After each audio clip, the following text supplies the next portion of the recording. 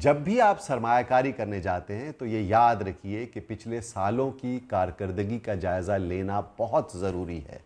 आइए जायजा लेते हैं कि सन 2024 में KSE 100 इंडेक्स की में शामिल जो कंपनीज हैं उन्होंने कितना प्रॉफिट कमाया।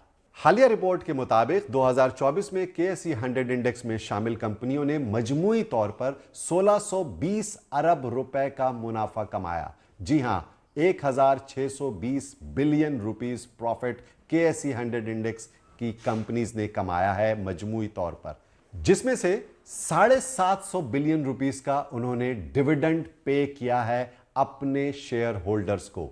यस, 750 बिलियन रुपीस की डिविडेंड तकसीम किया गया।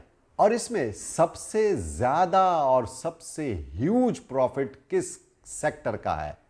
बैंकिंग सेक्टर ने पिछले साल के मुकाबले में 2024 में 6% जायद मुनाफा कमाया और उनका मुनाफा 593 बिलियन रुपीस तक पहुंच गया। यस, सबसे ज्यादा प्रॉफिट का जो चंक है वो बैंकिंग सेक्टर उठा रहा है, which is around 593 billion rupees. सन 2023 के मुकाबले में 2024 के अंदर फर्टिलाइजर सेक्टर ने 79% प्रॉफिट्स में इजाफा देखने में आया और उसका प्रॉफिट 177 अरब रुपए तक पहुंच गया।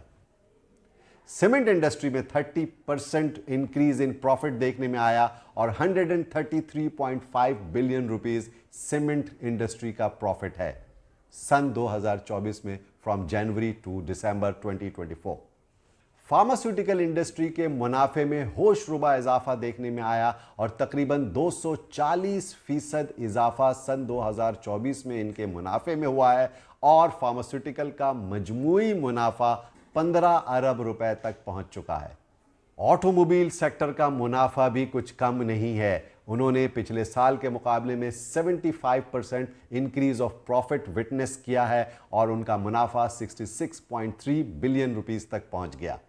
उसकी वजह आप जानते ही हैं कि ऑटो सेल्स के नंबर्स में कितना इजाफा देखने में आया है गुज़िश्ता चंद महीनों के अंदर। लेकिन दूसरी तरफ टेक्सटाइल इंडस्ट्री का मुनाफा 38% कम हो गया है और वो 26 अरब रुपए रहा।